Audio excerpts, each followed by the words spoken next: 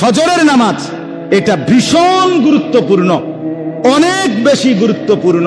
এজন্য আল্লাহ বলেন ওয়া কোরআন আল ফজর, এবং বিশেষভাবে ফজরের কোরআন তেলাওয়াত, ফজরের কোরআন এই নামাজটা বিশেষভাবে অবশ্যই আদায় করুন।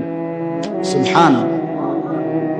ইন্না কোরআন আল ফজরি কানা মাশহুদা, আল্লাহ বলে নিশ্চয়ই ফজরের কোরআনে, ফজরের নামাজে সারা পৃথিবীর সমস্ত ফেরেশতা প্রতিদিন সন্ধ্যায় আল্লাহর ফেরেশতা একদল জমিনে আসে, গোটা দুনিয়া পাহারা দেয়। ফজরের ওয়াক্তে এরা আসমানে ফিরে যায়, আর ফজরের ওয়াক্তে আরেক দল সারা দিন ডিউটি করার জন্য গোটা পৃথিবীতে আসমান থেকে নেমে আসে। হাদিসে আছে, নবীজি বলেন রাত্রিবেলা যারা ডিউটি করে আসমানে ফিরে যাচ্ছে, আর দিনের বেলা যারা ডিউটি করার জন্য আসতেছে, এই কোটি কোটি ফেরেশতা একসাথে দোনো দল, একদল যাওয়ার সময় ফজর পড়ে যায়, আরেক দল আইসা ফজরের জামাত ধরে।